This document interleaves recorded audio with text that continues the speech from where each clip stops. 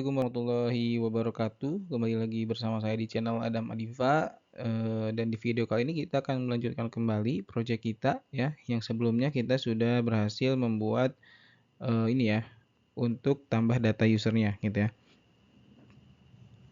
Di sini yang, role yang baru kita buat itu baru 2 ya, admin departemen dan administrator. Mungkin nanti ketika si aplikasi ini berkembang, nanti akan kita tambahkan role role ya dan hak akses yang lainnya juga gitu ya. Setidaknya ini sebagai referensi contoh aja teman-teman ya, pembagian hak akses nantinya teman-teman nanti bisa kembangkan sendiri mungkin ya.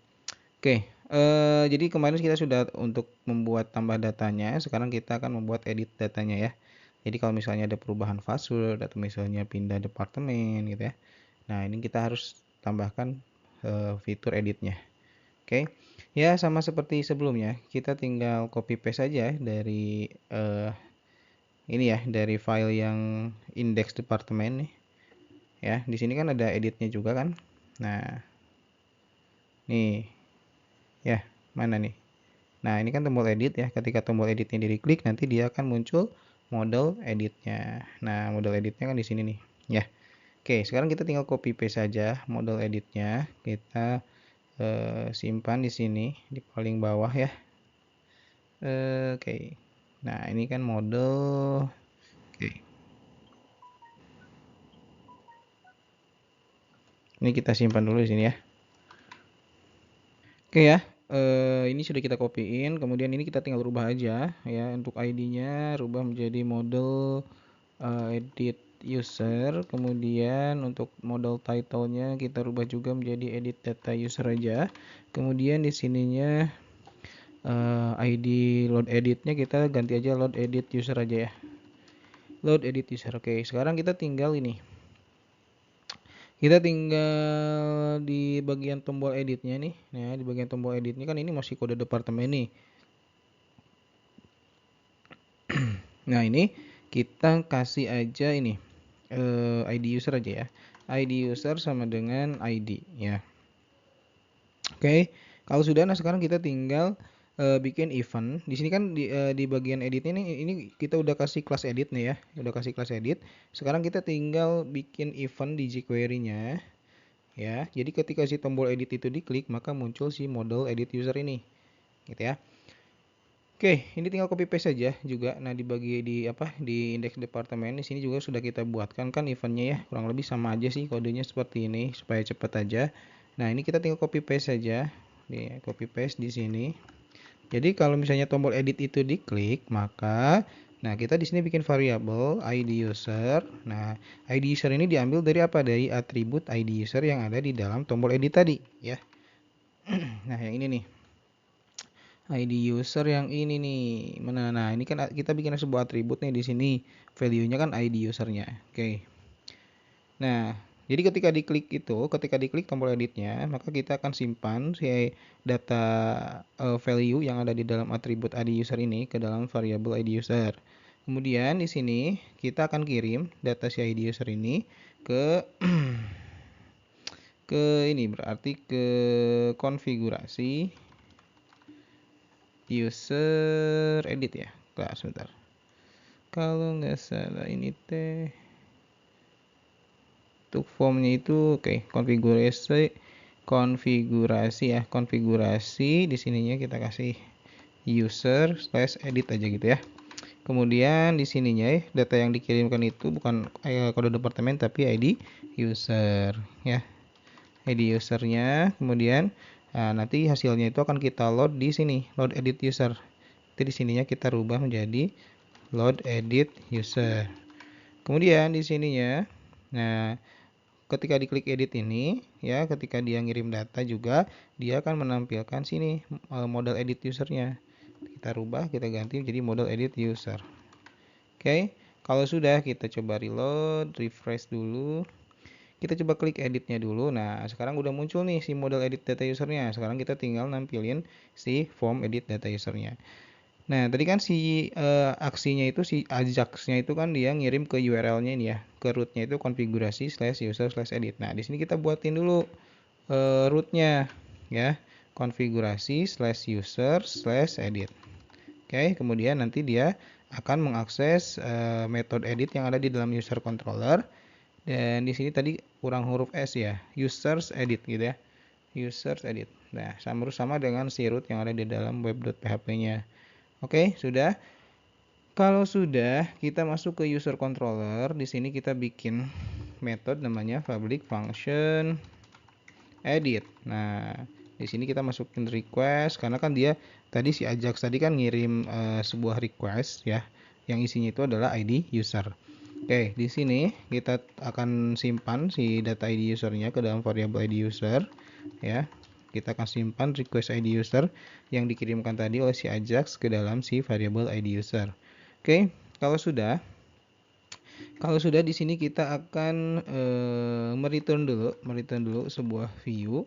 Sebuah view di sini view-nya akan kita simpan di dalam folder konfigurasi ya. Edit user aja ya. Edit user gitu ya. Kalau sudah kita tinggal bikin aja si file edit usernya di dalam folder konfigurasi ini. Mana nih folder konfigurasi? Nah, ini folder konfigurasi ya. Kita bikin new file namanya edituser.ble.php. Kalau sudah kita tinggal copy paste saja si form yang dari form yang tambah data ini nih. Ini kan ketika kita tambah data kan ada formnya nih. Ini kita copy aja si formnya aja ya ke si file edit user.ble.php-nya. Nah, tadi kan si form tambah datanya kan ada di file index usernya ya. Nah, di bagian ini nih, kita copy aja formnya sampai ke end form. Nah, di sini. Kemudian kita copy aja ke si file edit user.ble.php-nya. Kalau sudah kita coba reload lagi. Oke, sekarang kita coba edit lagi. Nah, di sini harusnya muncul, tapi nggak muncul. Kenapa? Karena kita coba inspect dulu. Di sini pasti ada error, ya. Nah, di sini pasti ada error nih. Ya, kalau kita cek ke network, start ini kita geser dulu ke sini ya, bawah ya. Oke, kalau kita coba lagi ya, coba edit. Nah, di bagian network nih ada merah nih, error nih, undefined variable department. Oke, di sini kita harus menambahkan dulu atau kita copy paste saja dari si metode indexnya nih. Di sini kan ada query untuk menampilkan list data department dan list role-nya. Kita copy, kita masukin, kita paste di metode editnya. Kalau sudah, kita parsing datanya ke si view edit usernya ya, yaitu yang pertama ada departemen dan role. Oke, kalau sudah kita coba reload lagi. Harusnya sudah bisa tampil ya formnya. Kita klik edit. Nah, udah tampil kan formnya ya.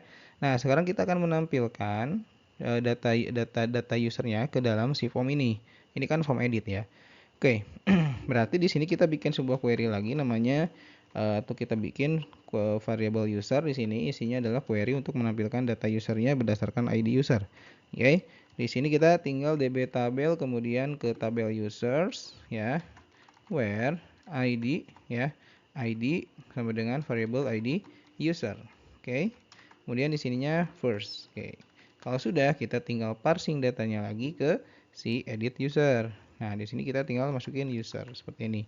Kalau sudah, kita masuk lagi ke edit user, kemudian kita tinggal masukkan aja di value-nya. Oke. Nah, di bagian value ini kan kosong nih, kita masukin aja. Tadi kan user, kemudian di sini name. Ya. Name ini dari field user yang ada di dalam database ya. Nih kalau kita cek nih. Jadi, nah, kalau kita cek untuk field database-nya ya, si tabel user, kita coba dulu buka dulu navigate-nya, kita ke localhost, kita ke presensi GPS. Nah, di sini ada tabel user. Nah, ini kan ID untuk ID usernya, kemudian ini name untuk si nama usernya. Nanti kita masukin aja name. Kalau kita coba tes dulu, kita coba edit. Nah, di sini muncul kan Maman. Kemudian emailnya ya, kita copy paste saja bagian value-nya. Nah, kita simpan di sini, kita paste ganti menjadi email. Nah, untuk yang kode departemen itu kan dia select option. Nah, select option ini di bagian optionnya kita bikin apa ya? Bikin kondisi ya. Kalau misalnya user ID ya, Nah, sama dengan departemen ya. User kode departemen sama dengan variabel D kode departemen. Jadi dia membandingkan kode departemen si user dengan list departemen yang ada gitu ya. Kalau misalnya ada yang sama, maka kita tambahkan atribut selected gitu. Jadi si optionnya dipilih. Kalau enggak ya kita kosongin aja. Kalau kita coba tes, kita edit. Nah, di sini kan otomatis dia kepilih Human Resource Development atau HRD ya. Kemudian begitupun dengan role sama ya. Kita tinggal copy paste saja. Nah, di sini kita masukin. Oke, di sininya berarti user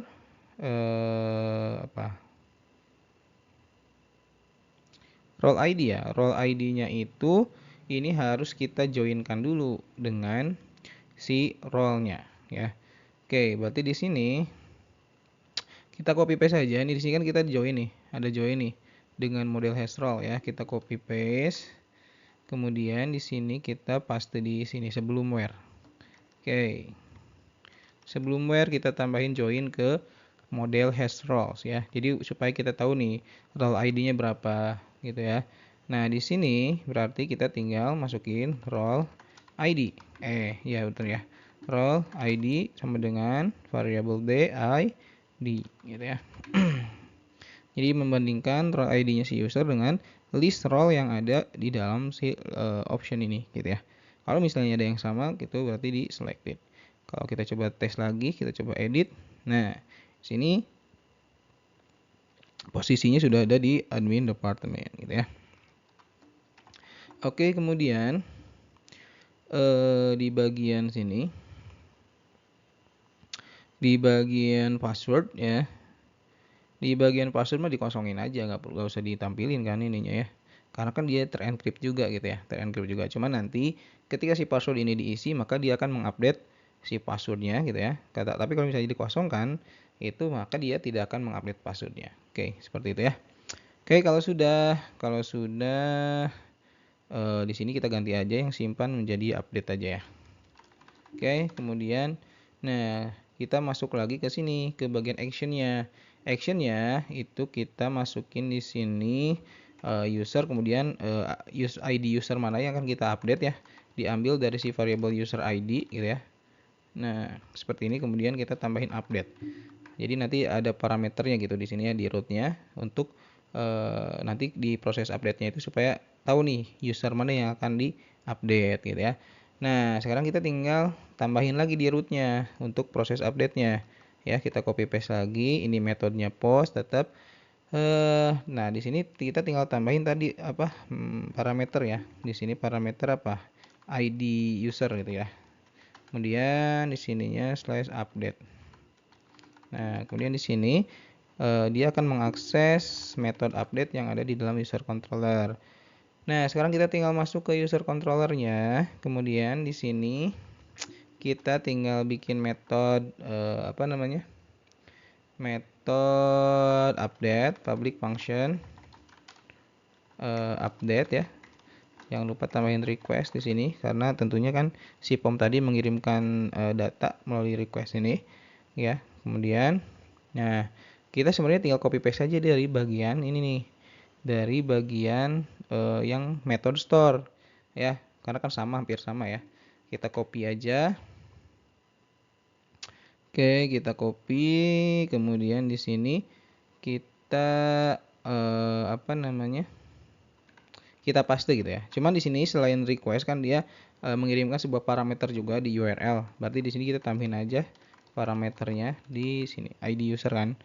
Nah, oke, nama user, email, oke ya. Udah ya.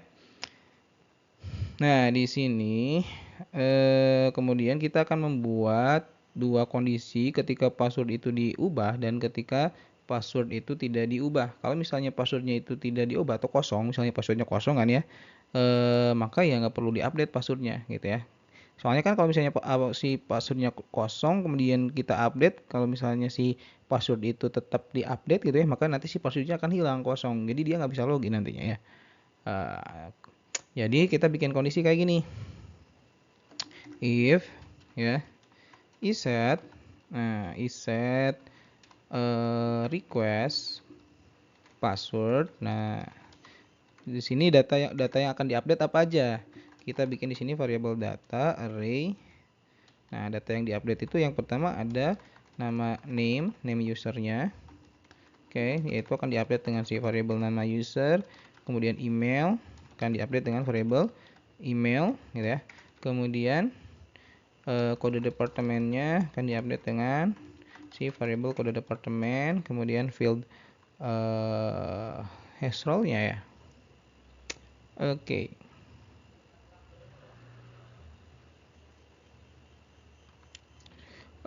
Oke, di sini sebentar ya. Untuk role-nya kan terpisah ya, karena role-nya kan ada di ini ya, ada di tabel model hash roles ya. Oke. Nanti kita akan tambahin lagi nih ya. Perintah untuk update di bagian si model hash roles-nya ya. Oke, kalau sudah, nah ini kemudian ini data yang akan diupdate yang ada di dalam tabel user dulu gitu ya. Nah, password gitu ya. Password akan diupdate dengan variabel password. Oke, jadi kalau misalnya passwordnya diisi nih, kalau passwordnya diisi maka update juga passwordnya gitu. Tapi kalau misalnya enggak, kalau misalnya enggak dihapus, atau kalau misalnya enggak diupdate, passwordnya dikosongin gitu ya, maka passwordnya tetap yang lama gitu ya. Ini kita tinggal copy paste aja dan si passwordnya jangan di-update. Jadi kalau misalnya passwordnya kosong itu nggak usah di-update gitu ya. Nah, kemudian di sini kita gunain perintah try ya. Dan di sini karena ada dua query yang akan kita proses, yaitu data untuk mengupdate data user dan data untuk mengupdate data role, gitu ya.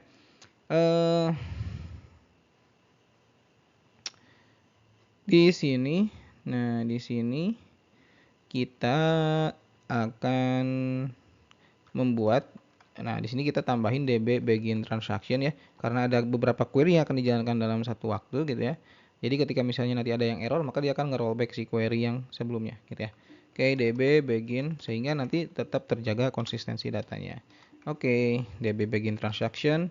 Kemudian di sini kita jalankan query yang pertama adalah untuk update data user. Nah, di sini kita bikin perintah db tabel users, kemudian where id sama dengan variable id user. Ya, variable id user ini dari sini. Variable id user, kemudian update. Nah, dia akan mengupdate apa? Dia akan mengupdate si variabel data kan. Nah, dia akan mengupdate variabel data di sini ya. Variabel data. Data ini nih, data user nih, ya. Oke. Kemudian query yang kedua adalah update data role. Nah, kita gunakan query seperti ini, db tabel model hash roles, kemudian where role id sama dengan id user. Nah, id user, kemudian update. Nah, data mana yang akan diupdate? Yaitu data model ID-nya ya. Bukan model ID-nya, tapi di sininya model ID ya, bukan role ID, model ID. Nah, yang diupdate-nya itu adalah role ID-nya menjadi role. Oke, kalau misalnya datanya tidak ada yang error, maka kita di sini commit. Oke, kemudian kita return, redirect, back. Ya, kemudian di sini kita kasih pesan sukses. Dan kita kasih data berhasil di update gitu ya. Dan kita kalau misalnya error, nah ini yang throwable-nya kita ganti menjadi exception ya. Kita exception ya. Jadi untuk menangkap nilai errornya. Nah, kita kalau misalnya error kita return dengan memberikan pesan, kita redirect ke halaman sebelumnya gitu ya, dengan pesan warning. Kemudian di sini pesannya adalah data gagal diupdate gitu ya. Oke, kita coba dulu. Misalnya kita coba edit nih. Kita coba ganti menjadi Maman Abdul Rahman. Departemennya kita rubah menjadi keuangan contoh ya. Kemudian role-nya kita rubah menjadi administrator gitu ya. Kita coba update. Ya. Oke, di sini data gagal diupdate. Nah, untuk mengetahui errornya kita tinggal diidam aja di sini. kita coba daydump errornya ya. Daydump variabel jadi ini dia adalah nanti pesan errornya di sini kita coba tambah data lagi, kita coba edit data dulu. Di sini kita ganti jadi Maman Abdurrahman. Kemudian kita rubah menjadi keuangan, role-nya ganti menjadi administrator ya. Kita coba update. Nah, di sini ada error nih. Oke, integer value katanya nih. Administrator for column role ID. Oke, for column role ID katanya ya. Request role. Sebentar, berarti di sini harusnya kan ID role-nya ya. Kalau nggak salah di sini role, bener kan ininya role ID kan? Value-nya, value-nya harusnya di sini ini. Value-nya adalah ID role-nya ya. Value-nya adalah ID role-nya. Kita coba lagi. Kita coba balik lagi, kita coba refresh. Kita coba edit lagi, kita rubah jadi Maman Abdurrahman, keuangan, kemudian rubah jadi administrator. Kita update ya. Nah, data berhasil diupdate dan sekarang dia role-nya menjadi administrator ya. Nah, role-nya menjadi administrator. Kemudian ini kan passwordnya itu 12345 ya kalau nggak salah kemarin itu. Kita coba login dulu ya. Kita coba login sebagai Maman nih. maman@gmail.com, passwordnya 12345. Kita login. Nah, dia berhasil login ya. Dia berhasil login. Oke, kita ke configurator. Kalau misalnya itu kan nggak dirubah kan passwordnya ya. Kalau misalnya kita rubah passwordnya gitu ya. Kalau misalnya tadi kan kosong, kalau kosong dia nggak akan dirubah. Kalau dia nggak akan diupdate passwordnya. Tapi kalau misalnya kita rubah di sini menjadi 4567 gitu ya. 4567. Oke. Kita update. Nah, kalau kita logout, kita coba Maman. Oke, maman@gmail.com. Passwordnya tadi kan 12345 ya. Ini pasti gagal. Nah, kan sudah berubah berarti data passwordnya pun sudah berubah. Kita rubah menjadi 4567. Oke, berhasil ya. Dan ini loginnya sebagai Maman Abdurrahman. Oke, itu aja mungkin ya di video kali ini terkait untuk update data user. Nanti di video berikutnya itu adalah untuk hapus data user. Oke, itu aja mungkin untuk di video kali ini. Terima kasih, thank you for watching. Jangan lupa like, comment, share, dan subscribe. Assalamualaikum warahmatullahi wabarakatuh.